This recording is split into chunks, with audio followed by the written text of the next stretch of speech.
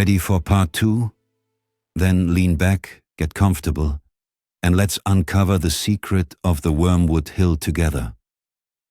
Professor Moosleib awoke, visibly somewhat confused from her nap. She blinked against the warm afternoon sun and looked around in search of her bearings until her gaze caught the group on the slope. Benjamin and the others were still standing as if spellbound at Wormwood Hill, staring at the dark holes in the ground. But the earth remained silent. Not a single sign of life stirred in the bright light. "Come together, my dears," called Professor Moosleib. Her voice was calm, yet carried the underlying tone of an experienced sorceress that was hard to resist. "You won't discover anything there right now." The young magic students gathered again at the table. In the surroundings of Runenthal, Professor Moosleib seemed completely at home. Her magical aura gave her a natural authority. She looked into the questioning faces of her students, but offered no explanation. "Now, let us go to the greenhouses," she ordered instead. "We must hang up the leaves before the evening moisture sets in." As a closed group, they made their way up to the plateau. Once inside the greenhouses, the work continued. The air was warm and sheltered as the students fastened the wormwood to the drying lines. Professor Moosleib guided them with practiced, precise movements and made sure each bundle had enough space to breathe. While they worked, Benjamin, Robert, and the others exchanged quiet, excited glances. The mystery of the holes and the feeling of being watched would not let them go, and their decision for the nightly meeting was firmly set. After the harvest was secured, they returned to the plateau. Professor Moosleib turned to Alina. "Now open the shed and say aloud, 'Tool return Flammenkern 1. Alina did as instructed. No sooner had the words been spoken than the shed creaked audibly to life. "Well then, let's see," grumbled the dry voice from the beams. "That was 3 wheelbarrows, 6 pruning shears, and—" "Ah, no. Yes, that's all. Do you have everything?" Alina replied with a slightly uncertain smile. "Yes, right here." "Store everything neatly," the shed instructed. "Label the goggles and gloves and place them in the yellow compartment below." Alina and the others hurried to follow the instructions precisely. Each item was carefully labeled and sorted into its place in the yellow compartment. Only when the last pair of gloves was stacked exactly in line did the shed seem satisfied. "That's more like it. Good work," it said, and the rumble in its voice now sounded almost approving. Professor Moosleib smiled. "Since we still have a little time, I will now show you some important greenhouses that you will independently take care of in your first year. The first-year classes will work in greenhouses 1 through 8, Professor Moosleib explained as she led the group across the plateau. However, you must completely manage greenhouses 3 and 4 on your own. Your task is to create a plan by the next lesson, stating who will do which tasks and when. The plants must be watered twice a day, once before breakfast and once before dinner, always in pairs. As soon as you have your plan, enter it properly into the magical timetable. And remember, the sooner you have this plan, the better your plants will grow." They reached an imposing building of glass and cast iron. "Now let's see what we have here. In number 3 are the pre-grown plants and some specimens we need for study." When they entered the enormous greenhouse number 3, the students involuntarily held their breath. Tea was a green oasis, beautiful to behold and filled with an almost jungle-like fragrance. Here in the blue-marked beds are the harmless plants, Simple medicinal herbs and tuberous plants, the professor explained, gesturing toward the lush rows. Then her tone shifted slightly. Over there are the red beds. They are not so harmless. Some are poisonous, some try to sedate you, and others want to sting or even bite you. We have 25 different genera here that we will cover this year. In addition, as we did today, we will also get to know some wild plants. A good wizard knows his ingredients and understands exactly their use and effect. They continued down the aisles, passing plants that shimmered gently in the artificial light. Greenhouse number 4 is currently still empty. It is prepared for the plants we will raise together. At the beginning, you will only need to take care of this house here. The instructions for how much watering is required are written directly on the sign in front of each plant. Here you can also see the date they were planted. Most of them were sown by your predecessors. She stopped in front of a sturdy shrub. For example, sage morans. 2 watering cans. Do not water in the evening. Pay close attention to these signs. They are the law in this house. After the greenhouse tour, they walked back to the school together, and Professor Moosleeb said only briefly, "Do not forget to enter the plan and have a pleasant afternoon. Oh yes, about your little riddle. If you are interested this evening and happen to discover something, be quiet and observe from a distance. If you are noticed, you will see nothing. And do not anger them, for they will repay you." Then she walked off toward the teacher's lounge with a faint smile. The students stood in the great hall, unsure what to do next. It was just 4 in the afternoon, and at 5 they had a meeting with Moritz in their classroom. Robert and Benjamin kept talking about Wormwood Hill and how best to approach it. "From the greenhouses onward we have to be careful," said Robert. Philip suggested, "We need flashlights." "No," said Benjamin. "Then they'll see us from far away." So they planned back and forth until Leonie finally said, "What do you think? Shall we go to our classroom now and make the plan for the greenhouses? Then Moritz can help us enter it into the timetable right away, while he's inducting us anyway." "That's great," said Jut and Gudrun. The others nodded in agreement. "Okay, you're right. Then we'll have that done already." And so they went together to their classroom. Alina pulled a small notebook from her robe. It was an unusual notebook with red fabric on the covers, and in the spine a pencil with an eraser was built in to be pulled out. Nadine looked at it and asked, "Where do you get something like that?" Alina smiled. "I got it from my aunt. I collect unusual things like this. You should see my ballpoint pen collection." Then she began writing down the names. "All right, always in pairs. Who wants to be assigned together?" Jut immediately said, "I'll go with my sister." Gudrun nodded. "Okay. Good, I'll write that down. Next?" "Here," said Robert. "Philip and me." "Okay. Next?" "Naden and Leonie," the 2 of them said. "Good. Emil and Fritz?"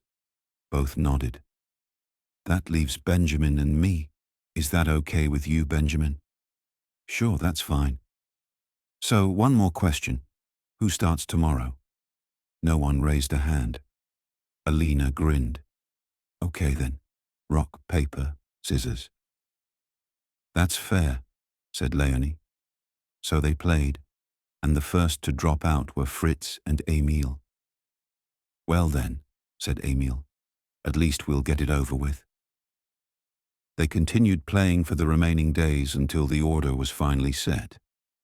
In the meantime, Moritz arrived as well. Benjamin and Robert immediately bombarded him with questions about Wormwood Hill, but he only grinned. The only thing he said was, "If you're going to do that, make sure you stay quiet and that nothing and no one notices you." Then he turned to the timetable. The students had hardly paid attention to it before, but now they saw that it was filled to the brim for tomorrow. "All right, everyone," said Moritz. "As you can see, it only ever shows the next day. If you want to know more, you can ask it. I'll show you." He stood in front of it and said, "Flammenkern 1, when do we next have herbology with Professor Mooslieb?" The plan changed color to green, and then the answer appeared. "The next lesson with Professor Mooslieb, herbology, is on Monday at 8 a.m. Then it turned white again. "You can ask it anything you want to know. For example, Flammenkern 1, where do I find materials for my herbology homework?" It changed color again. "The only homework you have must be created by yourselves. You do not need any materials for that. Create a plan for greenhouse care and inform me." Everyone was impressed and asked Moritz how far in advance the timetable was already filled in. Moritz replied, "Actually, for the entire school year." "All right, Leonie, now tell it your plan. First club and class, then the names in the order you assigned yourselves." "Okay," said Leonie. "Hello, this is Flammenkern 1 with the greenhouse plan." The plan turned red. Leonie looked at Moritz. "That's okay," he said with a grin. The plan responded, "I am listening." "So, Monday Fritz and Emil, on Wednesday Ute and Gudrun, on Thursday Robert and Philip, on Friday Benjamin and Alina, on Saturday me, Leonie, and Naden." "Noted," said the timetable. "Homework completed. Very good." "All right, everyone," said Moritz. "Any more questions?" Gudrun raised her hand. "Yes. It says tomorrow at 10 a.m. Potions in the laboratory. Where is the laboratory?" Moritz smiled slightly. "That is exactly what your timetable will tell you." He tapped lightly on the edge of the magical plan. "So we'll see each other at dinner." With that, he left the classroom. "Good," said Alina. "Then let's go make ourselves presentable and meet in the dining hall." Benjamin went straight to the common room where Bingo was already waiting impatiently for him. "I know, my dear, I couldn't come earlier, but I have something delicious for you." He poured the matchbox full of grasshoppers into the terrarium. Hopping and twitching began inside, and Bingo became almost transparent. Then his tongue shot out, and he swallowed 4 of the grasshoppers at once. After that, his skin turned green again, and he settled contentedly on his branch. "All right, I'm off again. Dinner will be soon. See you later," said Benjamin. Bingo did not react at all. He had already fallen asleep. Dinner was once again a true feast for the eyes. The tables were laden with steaming dishes, fresh bread, and fragrant spices, and Emil could hardly stop raving. He described every detail with shining eyes, as if it were a small work of art. Robert and Benjamin, however, were hardly paying attention. While they ate mechanically, their thoughts revolved constantly around Wormwood Hill. What would they discover there? Was it dangerous? Or was Moritz right? Would he not have warned them if there were real danger? That very uncertainty made everything even more exciting. Their curiosity grew with every passing minute. Then the time had come. They waited impatiently in the great hall for Emil and Philip. The 2 of them had made a brief stop at Nepomuk's to bring drinks to the terrace. Gudrun, Ute, and Fritz did not want to come along. Fritz had nearly fallen asleep during dinner, and Gudrun and Ute had a queasy feeling at the thought of wandering around outside in the dark. Finally, Emile and Philippe came around the corner. A brief glance, a silent nod, and without another word they set off. They headed toward the greenhouses. There, their steps automatically became slower and quieter. Barely audible, they crept along the end of the buildings. In the pale moonlight, they could see across to the Klatschball field. About 10 meters separated them from the spot where Emile had been stung that afternoon. Suddenly, Robert tapped Benjamin on the shoulder and pointed ahead. Several small lights were moving in the grass below, but Benjamin had already spotted them. Carefully, they crept up above onto the hill and took cover behind a low wall. Slowly, they raised their heads and dared a glance. What they saw left them frozen in place. Down below, small fires were burning, everywhere in front of the dark earth holes. At first, they looked like will-o'-the-wisps in the grass, but the longer the children stared, the clearer the shapes became. Now their eyes had fully adjusted to the darkness, and only then did they truly understand what they were seeing. Around the tiny fire pits sat little people, no more than 5 or 6 centimeters tall. Their shadows danced enormous across the grass as they bustled about. Some wore tiny aprons, others pointed hats that shimmered silver in the moonlight. Over the flames hung small, soot-blackened cooking pots on curved wire frames. Fine steam rose from them, smelling faintly sweet and earthy. Suddenly, 2 of the little fellows came rolling along with a tiny wheelbarrow. The wheels squeaked softly, barely audible to human ears. They unloaded a handful of peas, each one the size of a pumpkin to them. A third, wearing an astonishingly serious expression, placed the peas on a small wooden table, drew a knife no larger than a pin, and carefully cut each pea into 4 pieces before ceremoniously dropping them into the pot. A soft giggle went around. The little figures conversed in a quick, squeaky language that sounded like the chirping of crickets. The longer the children watched, the more details they discovered. Tiny wooden barrels, hardly bigger than a thumbnail, neatly lined up.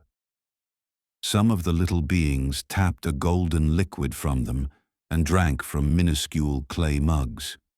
This was no secret gathering. It was a feast. Soon one of them began to sing, a bright, clear voice that floated surprisingly melodiously through the night. Gradually, the others joined in, and their song sounded like a many-voiced humming, blending with the rustling of the grass. Alina tugged at Benjamin's sleeve. Her look said everything. That was enough. The secret had been revealed, at least part of it. But who were these beings? Why were they not allowed to be seen? And why had Professor Muslieb so strongly warned against angering them?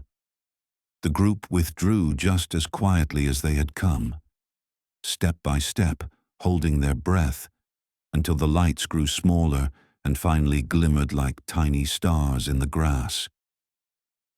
Now it was time to learn the whole truth, and they knew where to find their answers. Together, they ran back to the castle and straight onto the terrace, where Moritz and Selina were already waiting for them. "Well, did you discover anything, or were you too loud?" Moritz asked, raising an eyebrow. "No," Leonie said softly. "We saw them and we observed them. But what kind of beings are they?" Suddenly, the older students clapped their hands. "Very good," called Selina. "It was about time." The group stared at them in confusion. "In the last 2 years, no first-year class managed to see them," Selina explained. When I was in my first year, we didn't manage it either. 2 of our classmates ran straight onto the field back then. When we returned, we found only the fire pits and a few abandoned objects. She folded her arms.